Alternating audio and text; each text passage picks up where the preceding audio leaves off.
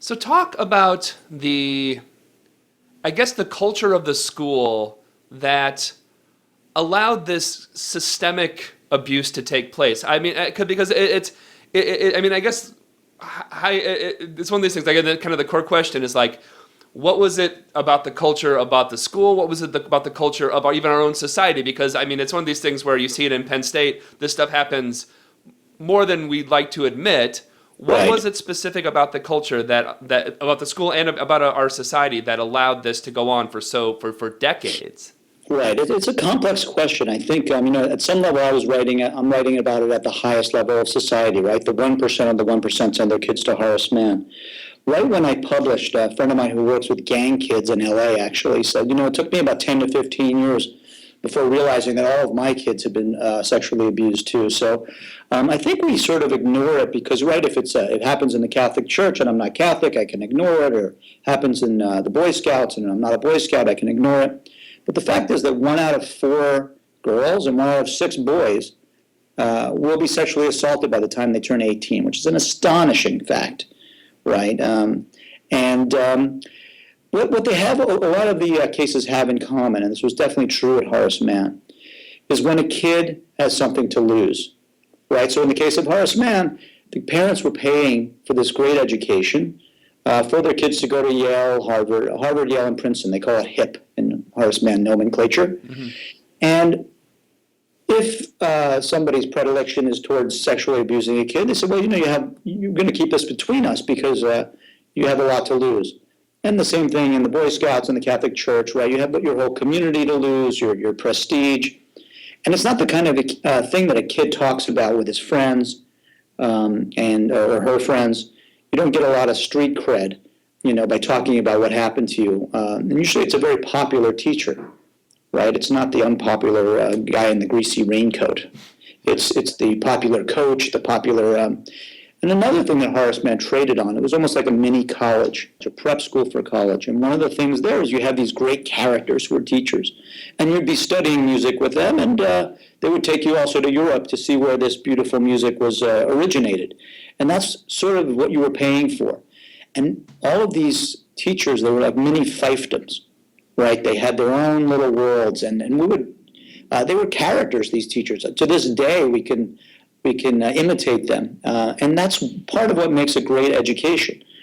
It's also partly, sadly, what makes a very successful child abuser, because you're a dynamic person. You can convince the child that this is consensual. You can also groom the parents and the other teachers, etc. So it's a tough and it's a difficult thing to tease out sometimes. I want to make because I don't think we've necessarily mentioned this yet, and people may have read this story before, or if they haven't read the book yet. Something kind of important about this: how many of these alleged abusers have been actually prosecuted? The number is 0. In the state of New York, you have until the age of 23. The statute of limitations are among the worst in the country, share that distinction with Mississippi, Alabama, and Michigan. New York State, you have until 23 to come forward. Now, we know that most survivors of sexual abuse will never talk about it until, if ever. The average age is about 42. So people talk about it in their 40s and 50s, usually around the same time they have a kid that was their age when they were abused. And in the case of Horace Mann, all of these cases were past the statute of limitations. So when 32 people actually did come to mediation after my article, Horace Mann took the position from a negotiating standpoint that we don't have to pay you anything. There's no legal issue here. We want to do the right thing, quote unquote. And they approached the mediation in a real hardball stance because of that. And they really approached it like it was a mergers and acquisition negotiation. And a lot of the survivors felt re-traumatized after that. Some were offered as little as a couple of $1,000s. Now, many of the survivors, and this is true, did not come forward because of the money, right? I mean, but survivors want 2 things usually. They want it acknowledged what happened to them. And they also want somebody from the institution to say sorry.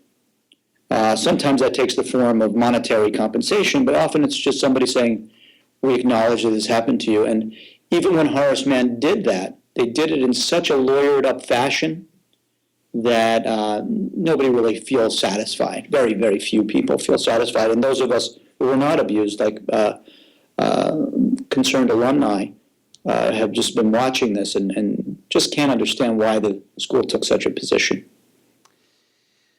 What actually did that process actually uncover? Because it uncovered a lot more than the initial article, and go on and go on. But through that process, a lot actually was even revealed, even more than what was it. It was even worse than anybody could have possibly thought.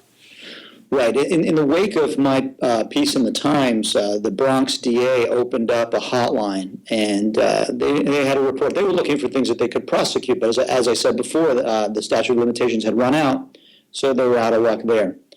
But they corroborated that it was a lot worse than I had originally reported.